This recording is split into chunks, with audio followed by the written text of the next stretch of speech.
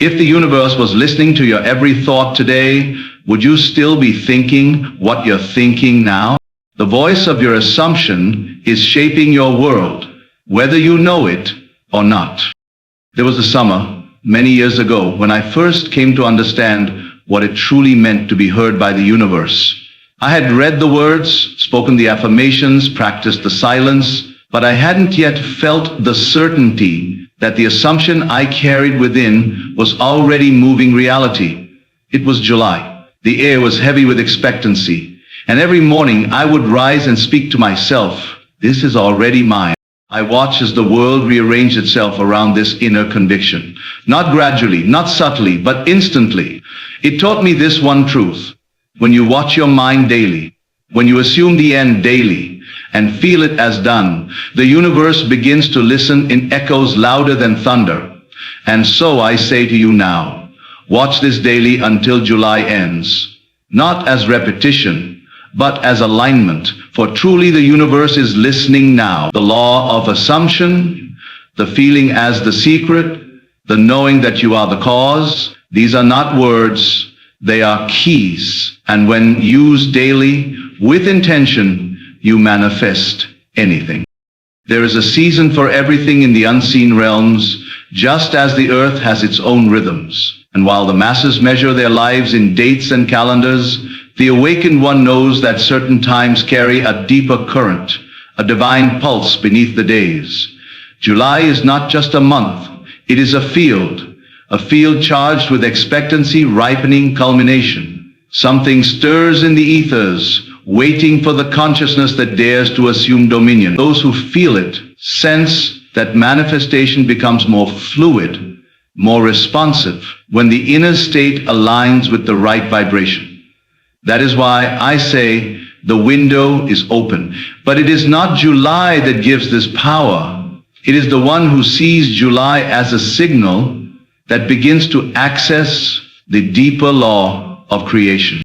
You must understand, the world outside is nothing but a shadow cast by your inner activity. There is no July out there that carries magic unless the July within you begins to awaken. So each day you rise in this month, you are invited to recognize that you are not bound by the repetition of hours or the illusion of waiting. You are being asked to become present to the moment as power, to choose your assumption consciously, and to dwell in it as though you were already clothed in the fulfillment. The unseen becomes seen, not by effort, but by acceptance. Not by striving, but by surrender to the state of already having. In this sacred July portal, when the sun is at its peak and the days are heavy with fullness, do not waste your energy observing what is. Look instead into the deeper well of what is becoming, and more importantly, what you are assuming. The universe, though vast and mysterious, has no power of its own except to reflect. It reflects with mathematical accuracy, not your desires, but your assumption. The self-concept is the silent script from which all experience emerges. You are not rewarded for hoping. You are not punished for doubting. You are simply surrounded by echoes of the state you inhabit. And so you are called in this moment, not later, not tomorrow, not when it's convenient, but now, to enter the end and live from it. This is not metaphor, it is law. Just as heat expands and cold contracts, consciousness manifests form. The thoughts you allow, the inner dialogue you entertain, the emotions you validate, all of it converges into an invisible mold. And that mold, repeated daily, becomes your world. You may say, but I have done this before and nothing changed. To which I would say, you observed, but you did not assume. You visited the end, but you did not dwell there. You believed perhaps with words, but not with sensation. To feel the end, and to feel it daily, until it possesses you. This is the true alchemy. So let July be the season of your inner dominion. Let every morning be a ceremony where you assume the throne of your reality. Do not check circumstances. Do not wait for proof. Act as if what you have imagined is already moving toward you, for in truth, it is not moving toward you, It is moving from you. The world is responding to the vibration of your being, not the noise of your doing. And so, you must become deeply still, deeply confident. You must let go of the identity that strives and embrace the self that is. Each day you return to the message. You are not simply watching, you are reprogramming the invisible. You are impressing a new frequency upon the subconscious, which is the womb of all creation. It is not the video, it is not the words, it is not even the concept. It is the agreement you make within yourself every time you say, I am this, I have this, I choose this. When you say it without needing the world to verify it, the world becomes the verification. This is the great reversal. This is the miracle. So when you rise each morning until July ends, let there be no begging in your energy, no desperation in your vibration. Let there be clarity. Let there be stillness. Say to yourself, I know who I am. I know what I have. I know what is mine. And then walk as that version. Speak as that version. Think as that version. Not once, not when you remember, but daily, with reverence, with joy, with conviction. For this month is not an opportunity from outside. It is a reflection of the readiness within. When you treat it as sacred, it becomes sacred. When you assume the end daily, the bridge of incidents cannot help but appear. And so, you watch daily not to repeat, but to realign. You watch not to receive something new, but to remember what is already yours. The more you return, the more the inner state stabilizes. The more stable the state, the more solid the manifestation. Let repetition be your devotion. Let assumption be your temple. Let this July be the moment your outer world catches up to what your inner world has already known. Watch this daily, not because the universe needs to be reminded, but because you do. And once you remember, the universe will do what it has always done. Reflect you perfectly. Words, when spoken inwardly, are not mere sounds. They are seeds. And the ground in which they are planted is your subconscious mind. When you begin to recognize this truth, every thought, every silent whisper becomes a sacred act of creation. It is not the loud declarations to the world that matter.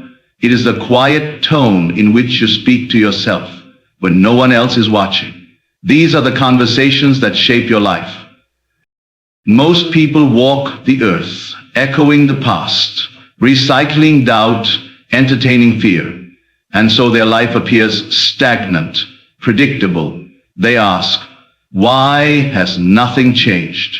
Yet they fail to examine the soil in which they continually plant weeds. They do not realize that inner conversations are the builders of form, the architects of experience, the invisible sculptors of what becomes visible. If the dialogue within you is rooted in lack, in hesitation, in someday, then your external world will harmonize with that tone. But if your dialogue shifts, truly shifts, to reflect certainty, gratitude, and assumption, then the entire orchestra of life must tune itself to your new frequency. There is a great misunderstanding about manifestation. Many believe it is a process of asking. They plead with the universe. They affirm with desperation. But the law does not respond to what you beg for. It responds to what you assume to be already true.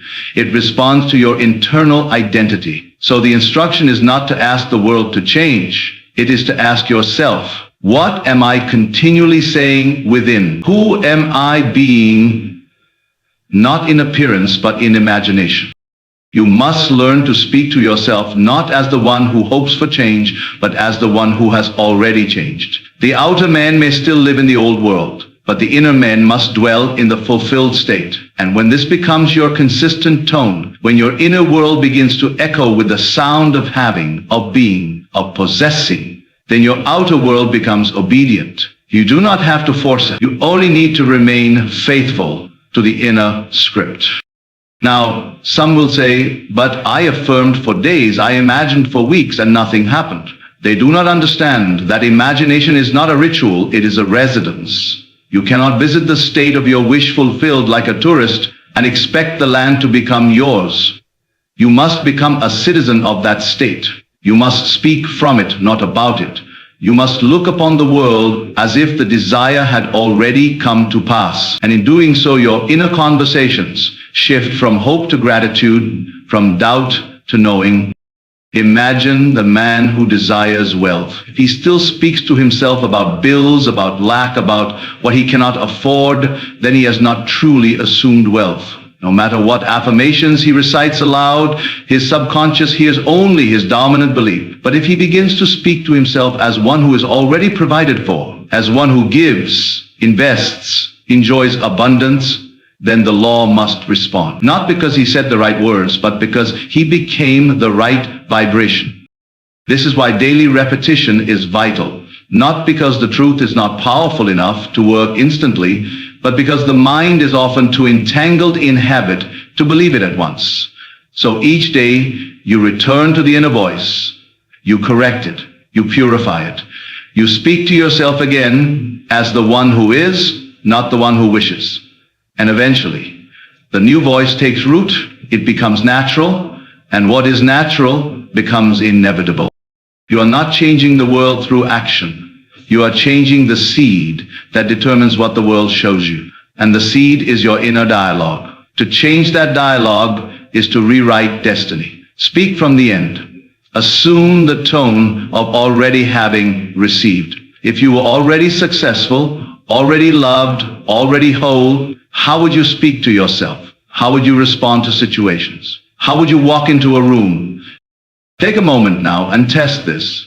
Speak within in the silence of your being as if the wish were already realized. Let no one else hear it. Let it be for you alone. Say, I am already it. I have already become. I feel the change now. And feel those words not as instruction, but as identity.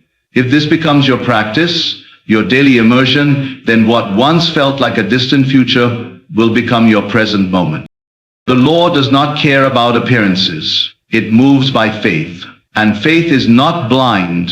It is inner conviction. It is the persistent tone of your internal world. So speak as if it is done. Not once, not occasionally, but daily. Especially in this time, when the window of change is open and the universe is particularly reflective. It listens. But it does not listen to your lips. It listens to your being, to the state you hold as real, to the conversations you nurture when the world is quiet. So, nurture them well, for in the garden of the mind, the word becomes flesh. Speak from the end, and the end will become your beginning. Repetition is the master key to creation, though many ignore its power because they misunderstand its purpose. They think repetition means trying to convince some external force, or repeating words to manipulate the world, but the truth is far more profound. Repetition is not for the world, it is for the subconscious. And the subconscious, being impersonal and faithful, must accept as truth whatever is impressed upon it consistently with feeling. It cannot argue, it does not resist, it only receives and reflects. There is a divine rhythm to the universe, and that rhythm is mirrored in the mind. When a belief is spoken inwardly once, it causes a ripple, but when it is spoken inwardly again and again, with attention and emotional charge, it creates a groove. That groove becomes a channel, and from that channel life flows. Everything you see in the outer world, every circumstance, every meeting, every coincidence, was born from a repeated internal state. You did not think it once, you thought it often. You felt it, rehearsed it, revisited it, and so it became law. Do not confuse yourself with those who say, I imagined something once and it didn't come true. They fail to see that a single moment of imagination is not creation, it is suggestion. A seed dropped on the surface of the mind. But unless that seed is nurtured, unless it is watered daily through feeling and attention, it will not grow. Imagination must become a dwelling place. You must live there, not pass through like a stranger. And to live there means to return again and again until the state becomes familiar, until it becomes natural. And what becomes natural must become physical. The act of watching a message daily, hearing a truth daily, imagining the end daily is not superstition, it is spiritual science. You are not pleading with the world to change. You are altering your vibrational fingerprint. You are creating a new mold in consciousness. And once the mold is stabilized through repetition, the substance must fill it. Form follows frequency. This is not metaphor, it is the nature of reality. Suppose one wishes to be free from limitations, financial, emotional, physical. That desire must be accepted as a present fact in consciousness. But the mind, conditioned by years of old beliefs, may reject the new idea at first. It may say, but I don't feel free. I don't see evidence. This is where repetition becomes the instrument of freedom. The new idea must be introduced gently, persistently, until it is no longer foreign. With each repetition, the resistance weakens. With each act of imagining the end, the subconscious becomes more receptive. And when the subconscious accepts the new premise that you are already what you desire to be, then reality cannot delay. Repetition is not delay. It is deepening. The truth does not take time to manifest because it is weak. It takes time because the mind resists it through habit. The old self is not easily dismissed. It clings through memory, through identity. And so the daily return to the wish fulfilled is not a task. It is a return to the throne. You are taking your seat again each morning, each night, reaffirming your rightful place as cause, not effect. And when the mind is saturated with a new idea, not as a hope, but as a possession, the entire structure of your world begins to bend toward that idea. People, events, so-called coincidences, they all appear, drawn into alignment by the magnetic pull of your assumed state. It is not effort that brings them. It is the repeated declaration of I am. For I am is the name of creation. And what follows those words, spoken inwardly with faith, becomes the script of your life. This is why daily repetition is sacred. It is not mechanical, it is mystical. Each time you imagine, you are turning the inner wheel of creation. Each time you speak from the end, you are feeding the image with life. And that life accumulates until it crystallizes into form. The subconscious cannot choose. It only accepts. And it accepts whatever is repeated with feeling. So ask yourself, what have I been repeating? Not in words, but in belief, in feeling, in assumption. If you knew that every thought you revisited with conviction would soon appear in your world, would you not guard your mental space as a holy temple? Would you not return daily to the thoughts that bless, the assumptions that elevate, the feelings that reflect your divine potential? This is the discipline of the awakened mind, not to control the world, but to control the self, not to force reality, but to plant truth so deeply that reality has no choice but to yield. Repetition is devotion. It is the devotion to truth, even when the senses suggest otherwise. It is the inner fidelity to the unseen. And that fidelity is the greatest power you possess. If you will watch daily, imagine daily, feel DN daily, then you are doing more than wishing, you are becoming, and becoming is the path of manifestation. So repeat, not because you are uncertain, but because you are faithful. Repeat until the idea becomes flesh in your imagination. And once it does, it will become flesh in your world. Your imagination is the instrument. Feeling is the power. When these two are joined in harmony, reality bends without resistance. Most people seek change through outer activity, chasing results and outcomes, but never realizing that their greatest influence lies not in what they do, but in what they feel. You cannot create a new life by merely thinking differently. You must feel differently. You must walk in a new inner atmosphere and let that inner climate govern your world. The world responds not to effort, but to vibration. Vibration is not created through struggle. It is born of state. And your state is always revealed in your feeling. What are you feeling now? Not what you're saying, but what you're embodying. When you wish to manifest a new reality, you must move into a new emotional frequency. The doorway to that frequency is not logic, it is sensation. And the law is simple. That which you feel is true becomes true, not through accident, not by permission, but by divine order. Every desire carries within it the blueprint of its own fulfillment, but that blueprint can only be activated through the language of feeling. If you merely desire something but continue to feel the absence of it, then you delay its appearance. Your feeling must be one of possession, of embodiment, of fulfillment. This is not imagination in fantasy, this is imagination in truth. For truth is what you declare with conviction, not what is confirmed by the senses.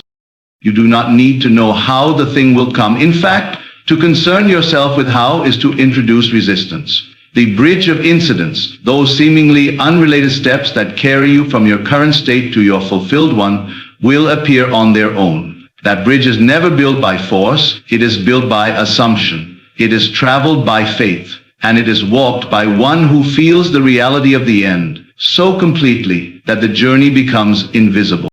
Consider the one who wishes to be healthy. If they continue to feel sick, dwell in sickness, speak as one who is unwell, they bind themselves to that reality. But if they dare to feel as one who is already whole, even for a few sacred minutes each day, they ignite a new process. They create a new body through vibration, and that new body begins to emerge through the law of correspondence. This is not denial of fact, it is assertion of truth beyond fact. The mind is always constructing. It constructs with images, with thoughts, but most powerfully with emotion. When the emotion of a thing is accepted, it becomes a living idea. That idea then moves through the subconscious and is expressed without delay. The feeling of being loved, the feeling of success, the feeling of abundance, these are not byproducts of results. The moment you choose to feel the end as real, you awaken the machinery of creation. So the question is never, how do I make this happen? The true question is, can I feel it as done? Can I quiet my doubt and enter into the state where it has already happened? This is the sacred act. And this act must become your daily dwelling. You do not need to live there every second, but you must return often. You must make the end familiar. You must give it emotional weight, for what becomes familiar in feeling becomes inevitable in form. The world you experience now is nothing more than the outpicturing of yesterday's feelings. You are never punished for what you feel. You are shown what you feel. And this showing is not judgment, it is reflection. So if you wish to see something new, you must feel something new. It is that simple. If you desire wealth, feel wealthy. If you desire peace, feel peaceful. If you desire love, feel love. The law is precise and generous. It does not discriminate between truth and falsehood. It only brings forth what is felt as real. Feeling is not a performance. It is not about pretending. It is about selecting the emotion that matches your desired end and allowing it to move through your being until it feels natural. And once it feels natural, it becomes law. The natural state is always the manifested state. This is why repetition is vital, not because you are trying to force something, but because you are training the inner being to accept the new truth as normal. When the feeling becomes natural, the world has no choice but to comply. It reorganizes itself around your new frequency, and it does so without your effort. You do not lift a finger.